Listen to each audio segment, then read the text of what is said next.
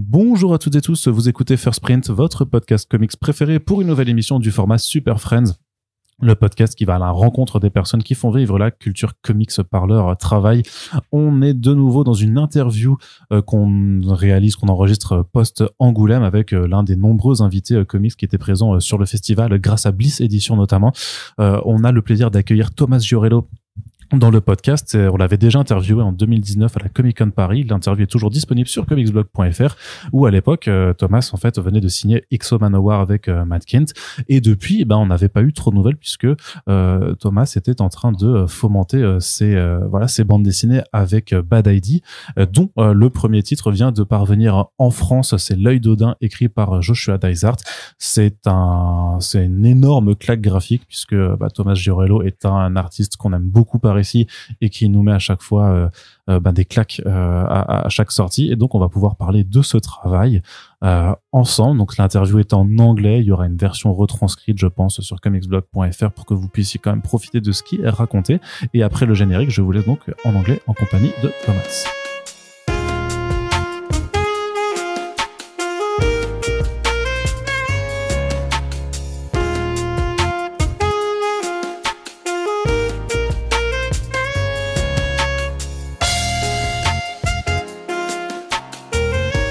That was not so short introduction in French, but Thomas, we are really delighted to have you here on our podcast. Thank you for being here. Thank you for having me, and I'd like to apologize in advance for my bad English, so be patient, please. No, it's all right, and there will be also a written form in French so that everyone can enjoy what you have to say. It's been quite some time that we haven't spoke together, because last time I remember you were in France in 2019 at the Comic-Con Paris, and so my first question. So we have quite an answer today with the French publishing of L'œil d'Odin. But what have you been doing since 2019? We were speaking about X-O Manowar with Matt Kindt, also about Harbinger Wars 2. And can you tell us what happened between this project and what you're doing right now? Right. Well, after that, I believe I did also Ninjak, one issue of Bloodshot. Then I finished my contract with Valiant. It expired. It's not that I resigned or anything like that. It was just finished. And then I went to join the guys who already left, from Valiant to Bad Idea. I was invited, and I signed an exclusive contract with them. And till then, I've been doing Audience Eye, Save Now, Monster Kill Squad, and a few other things that are still to be published. So it's not that I can say much about it, but it's been great. It's been great. I mean, I've been having a very good time. I've been able to choose some of the stuff I've been doing, which is great. So I could had the chance to discuss in advance both the characters or the tone of the story. It was very fun so far. Yeah, it's really amazing because we saw that there was like a sort of how would I say that, an editorial bleeding from Valiant, from what Valiant was with Dinesh and Warren leaving to form Bad Idea. Right. We didn't know at that time that Bad Idea was going to be created, but so I guess you moved from Valiant to Bad Idea also because there were the parts which with you were working for quite a years before. Yeah, I mean, I think the change, at least for me, was more about keep on working with a bunch of guys I'm very, very comfortable with. Of course, I liked Valiant. I love Valiant characters, and I had a great time actually, both with these guys and with the new ones because they were very cool too. But I got used to deal with Warren and Dinesh and Luis and Miko, and of course Diego and many other guys, Hunter, etc., etc. But so I think for me it was very important to continue, working and producing stuff with this very interesting, bunch of guys, each one with a lot of ideas and talent. So it was, for me, it was a joy when they invited me to join them, in this new company. Did they tell you about the whole, the gimmicks of what would be bad idea, like the single issues only, no trade paperbacks, no digital copies? Did they tell you about the whole project at that time? Yeah, I mean, they told me like the basic stuff. I was like a lot more concerned about the kind of stories I was going to produce, but they told me that it was going to be like a very different approach, that they were going to have like these crazy marketing, campaigns. But yeah, I knew it was going to be different. It's still different. I'm still, very curious about what the next thing is going to be. But yes. I was told in advance that it was going to be different, that the team was going to be the same, that I was going to have like, I would say a lot of freedom to work, which I do have. And it's been great so far. Yep. But the thing is, like with this, the kind of limitation that they have, I don't know if you were concerned as an artist that your work would be less read by people, would be less accessible to people. It is, in a way, it is, because this is like a very I don't know how to say it. I don't even know how to say this in Spanish, but yeah, like it's like a more selective. Readers group, if you like, which in a way it's very nice, because they know you, they know what you do. They very much like to participate in everything that Bad Idea proposes. But yes, of course, at the same time, you're having like a little bit less exposition than working for Marvel or DC, of course. But there will be time for that. I mean, I'm right now, I'm very focused on having fun, working a lot, and producing stories that I really like. Of course, I like superheroes. I got my favorites and everything. But I also wanted to be involved in the creation of new stuff. I worked 5 years for licensed Star Wars stories and Conan, which I had a lot of fun, of course. But this is, and of course, I work for DC too, like working for 5 different titles. But it's like the first time in more than 20 years that I have the opportunity of just come up with something that I like, the freedom to design characters that I'm, really like. So I'm enjoying that part of the work right now. Of course, I'm cool with payment and everything. It's just fantastic. So I think there will be time for be more promoted, if you like, in the future. But for now, I'm just trying to focus on doing my best possible work, which that also will always help in the future, just to, I don't know, to get more work and to be recognized for other readers in other companies. Okay. Can you tell me a little bit about how the first project was made with you at Bad Idea? Was it the Audience Eye? Yes. Or? Yeah. Yes, it was. So what's the origin story? So maybe when you said yes to Dinesh and Warren, they told you, so we have this kind of pitches and you can choose or we have these writers and you can choose whichever you want to work with. How did it work? Well, actually, they were like a couple of things they had mentioned back in that at those days. But the most important one, the one that was like almost finished, was Audience, and they told me that I should talk with Joshua about this project and how I feel about it, and what was the proper approach, and Joshua was always like very generous.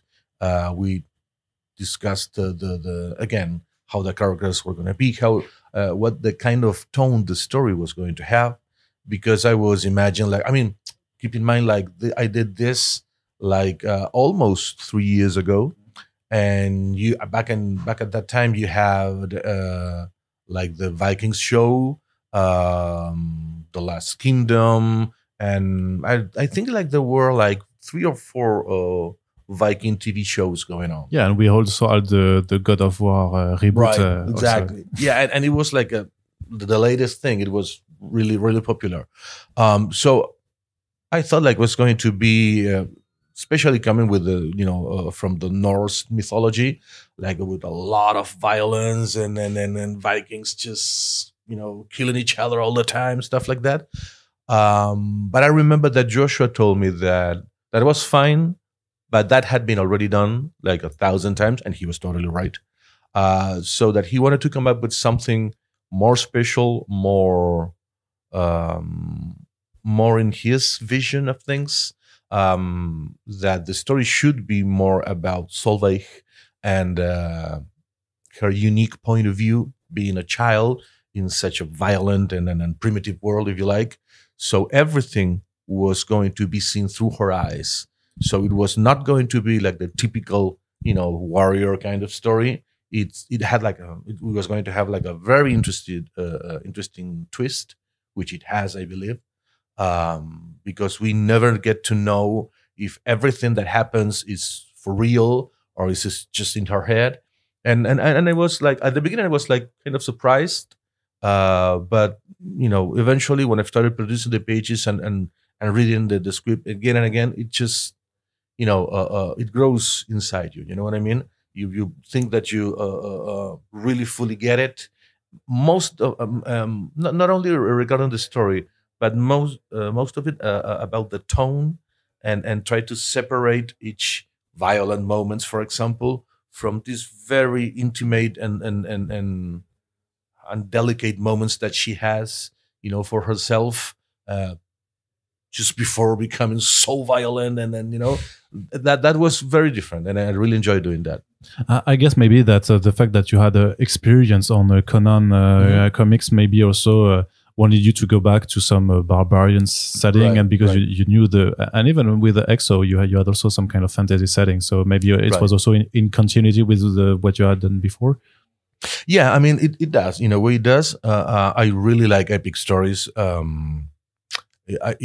In a way, because it gives me the chance to work a lot, but without feeling it really. You know what I mean? If I have to do, I mean, this is just me, of course, but if I have to do, for example, like actual story, I don't know, in New York, for example, it has to be like very detailed because there are very specific places that you have to portray, and so they have to be like very accurate. I mean, I can do that. I did that in the past, but it's not my cup of tea, if you like. When I'm doing these epic stories, whether they are in the past or just fantasy, I could be working like a hell of a lot more, just producing panels or interiors of a huge castle or whatever. But I just don't feel like the how do you say this? Like the same obligation to portray everything. Is in my head. You know what I mean? So perhaps I work like a hell of a lot more hours on it, but it doesn't feel like it, because you are not just constantly comparing if this place really exists and this model of the car, and if that street looks exactly that way. You just have it in your head, and portraying it on paper. It's so much fun, and perhaps it's more complex, but it doesn't feel like it. But still, the setting is in the North, in Viking era, and you're using the Northern mythology. I guess you had to do extensive researches about how to show characters, and because they have been depicted a lot in our common culture, and so you had to do your own, but not also to be like too different from previous iterations. Right. Actually, I had to like research a hell of a lot. For example, the wagon where Solveig meets Veleda, for example. I had like to. I've spent like 1 or 2 days just watching, museums, sites, and trying to figure out all the ornamentations of the of the wheels and the carvings and everything. From that to jewelry, weaponry, clothing, hairstyles, temples, hieroglyphics. But for me, it's fascinating because the more material I have, it's like the more confident I feel when I'm working. It doesn't matter if I use it or not, but it's there. You know what I mean? So it's like you have everything, all your tools ready. So perhaps you end up using everything. Perhaps you just use some of that, but you feel that you have every single tool on the table and that you're ready to go. You know what I mean? So you said before that you were lucky at Bad ID to have the chance to create the universe, to participate in the creation, and not just be the artist commended for the drawings. Right. What was your part in Audience Eye? What did you bring to Joshua's script? I believe what I usually do, it's I try to come up with very detailed characters, because I believe, especially in this kind of stories, it's what really gets you into the story. I mean, once Joshua is done with his job, which is fantastic, I have to come up and do my part, not only just telling the story. I have to try to get you inside. What I always say is that whenever it is that you're reading something that you really like, you feel like everything other than the pages, it's just like a blur. You know what I mean? Because you are so into it. My job is to make you forget about the rest and being like absorbed into the page. And I believe that researching and the detail work and the very unique characters, all those elements, are the key to get your attention and to get you, very, very close to the story. So yeah, I think that's what I, bring to the table. All the representation of that world in particular, and try to come up with very unique and powerful, not only powerful characters, but not only from the physical point of view. They have to be relevant in a way. That's what I mean by powerful. And Solveig, it's very small. She's like 9 or 10 years old, but she's a very powerful character. So whenever it is that I was designing her, I was trying constantly to keep that in mind, which is very contrasting, from drawing Conan or any other iconic characters. It's like this little girl has to be, very special. And I believe that's my contribution, if you like, to the story. How do you make a good character in terms of designs? Because you have to you have like just let's say the physical setting, but you are also that a design should tell a story also about the character. So what's your approach to this kind of thing? I usually try to come up with like unique faces that really tells the character's story, if you like. For example, when you see the Ollie designs, you can tell that he is like a veteran. He's somebody who's been around. So he has to be like full of scars, and then you can see all the conflict, all his story, all the violence of that time on him. You know what I mean? On his skin, if you like. The tired eyes, the very small eyes, for somebody who's been constantly outdoors, and then has like a million sunsets and on him and everything. I mean, that's the kind of thing that I try to really portray in those characters. And as an opposite, for example, to Solveig, she has like clean lines. She's more simple in shape, if you like. She's less complex, and for a good reason, because it has to be like a very innocent and clean character. Okay, and how did you technically work those pages? Because they are heavily charged with details, and the pacing is not complex, but it seems to have take you quite some time, or maybe not. Maybe you're fast at drawing. I always have a slow start in the beginning because I need to find my pace. But I never sketch a page. I just work directly on it.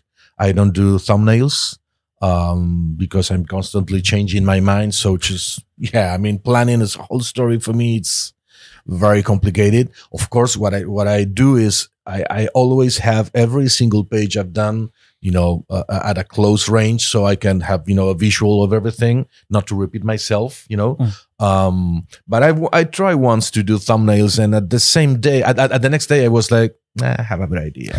What was I thinking? I was constantly changing it. So I prefer just to sit down, relax, concentrate on what the pages needs and how it needs to be told.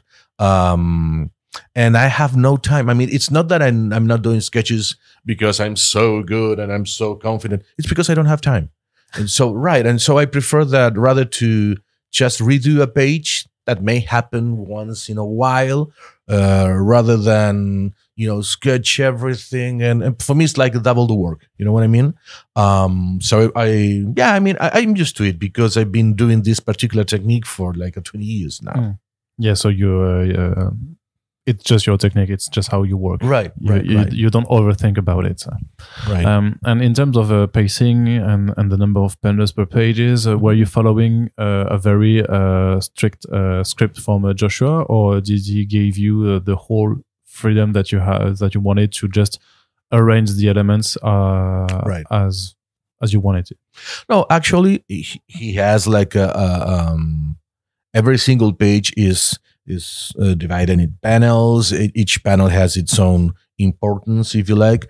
But I also have the freedom to just forget about one if it's not necessary, or perhaps I can divide one panel in two because perhaps I need more space for the action or for tell a particular part of the page. But I have that freedom. I don't need to call Joshua because I've asked him this. I always do.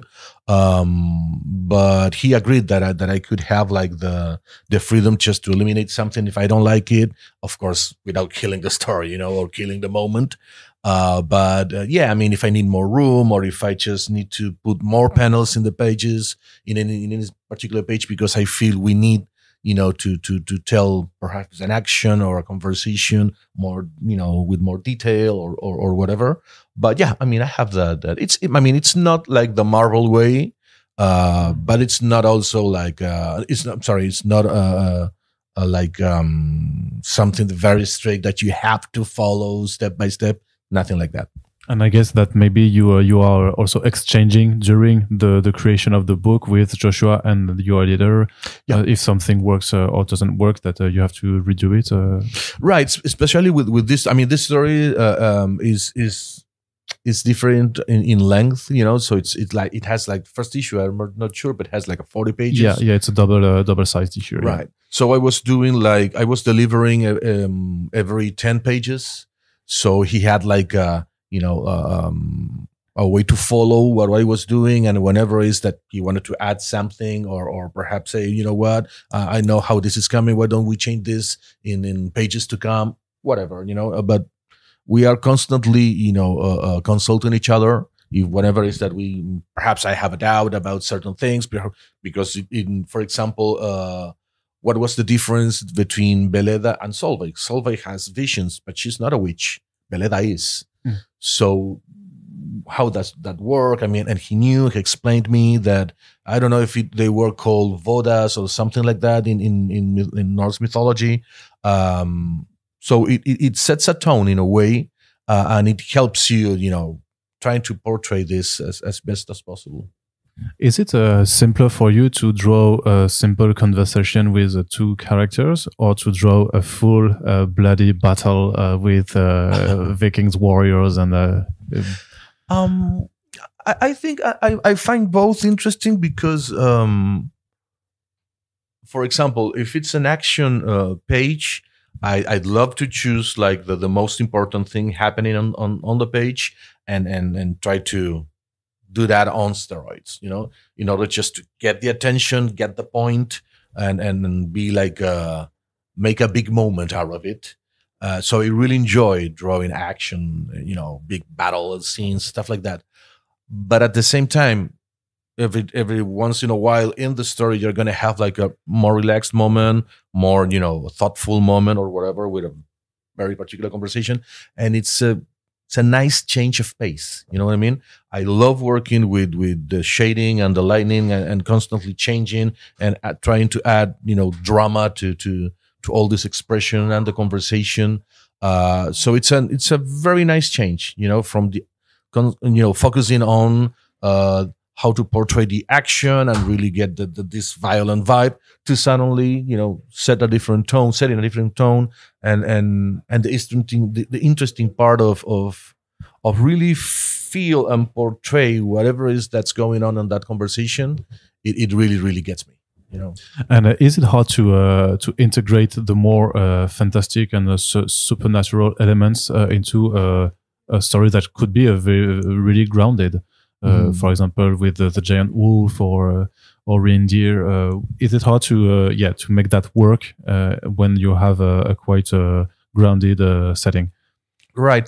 No, not exactly. I think it's it could be a challenge because, for example, the wolf in the story, not the wolf that follows Solveig, the wolf as a mythology figure. Yeah. It's powerful, it's dark, it's very ominous, it's impressive. But I had to draw like a deer dragging the world. But the deer had to be like a powerful, and deer is all about a deer for me. It's more about grace rather than a powerful figure. Yeah. You know what I mean? So you have to come up with certain aesthetic elements in order to change that and add more power to a very graceful figure. I think that's the challenge in this, kind of situations. But again, it's challenging and it's always a change, and that's what's good about it. And I guess that might be also a challenge to play with the height of characters, because there's also one scene where we have Astros making sacks, and they are gigantic. And I don't know if that's also challenging to you to have like such difference in the heights of as far as drawing is concerned, but also in terms of panel size and pacing. Right, but I mean, for me, the most important part was not trying to make them funny all the time, because it's like they should be funny. They should be more like, like a threat, like it's totally different. But at the same time, it's unavoidable. It's gonna be like a funny situation finding these two, beings in such an uncomfortable, a surprise. But yeah, sometimes it's hard to play with sizes, with proportions, because they are huge. The characters are clearly not, but you find the right angles to explain that, and then you can really focus on, again, giving each character its own personality, and try to add all the, try to really portray the dangerous situation, the risks, and everything. Once you solve this scale, challenge. I had also had a question about the violence of the book, because it's really violent, like really, really, really violent. And were there any limits that you were putting to yourselves in terms of violence? Because we still have a young girl as a main character, and she goes through a lot. Right. And I wanted to know, because if you ever thought about just how much of violence you would put in this book. Well, I think I have my limits. For example, if we were, redirecting this violence towards her, that will have a problem. You know what I mean? But otherwise, she's just a witness. So she's quite stabbing some people too. Yeah, but I mean, it's not. What I mean is that, yes, of course, and that's the duality of the character. But what I mean is that no one is being violent on her, which is very important for me to avoid. You know what I mean? If it doesn't work on me, if it doesn't serve the story. But no, I mean, other than that, I think that's the cool thing about it, is that this little, very innocent and I don't know, defenseless little girl can be like a monster suddenly, and yet it's okay, because Ollie understands what's going on and he totally forgives her. It's like, yes, of course. You know what I mean? And he loses an eye and he's still like, yeah, but it is what it is. And that's the kind of thing that I really like about the story. And violence, I don't have any problem with it. I think it's very fun to portray, because it's fiction, of course. But again, I think that my limit would be if it's directed towards her. That's totally different. It's a different, tone. And I would have a lot of questions about it, before doing any drawing. You know what I mean? Perhaps it's okay. It depends on the story. Depends on avoiding being offensive or something like that. Other than that, I'm cool with it. And I wanted to know, do you have a personal idea about if Solveig is crazy or not? No. Is it in the script? Do you have the truth? No, I mean, I really, really enjoy the ride as it is. You know what I mean? I really try to, because I'm thinking on a single page on a daily basis, if you like. I'm so focused on trying to come up with the best possible thing, for each page. I live the story like one step at a time. So for me, it's like turning back and see the whole story in perspective. But it's not that I'm reading it and rereading it and just coming up with different conclusions. I just take it as it goes. But Joshua didn't tell you anything about it. Oh no, not at all. I mean, I'm as much in the dark as anyone else. Actually, I've been asked a lot, it's going to be a sequel, it's going to be a sequel. Yeah, that was my other question, because as good as the story is, it feels like there should be a sequel. The audience eye feels like it was just like the prequel or the introduction or something much bigger.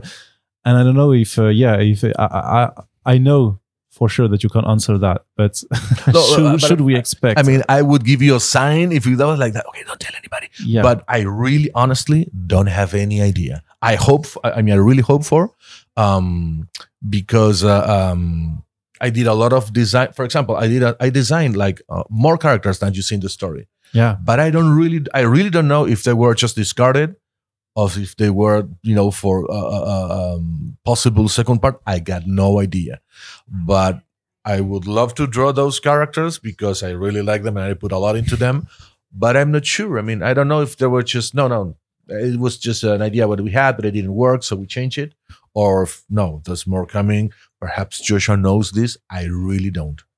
And last question: how did you do the tremendous cover for the first issue that we have also on the French publishing? Yeah. Well, actually, I came up with I think 4 or 5 different ideas. Yeah, because it's really striking with the enormous eye globe and stuff. It's how do you process? Because it's a very different art to do a cover than to do a page. Right.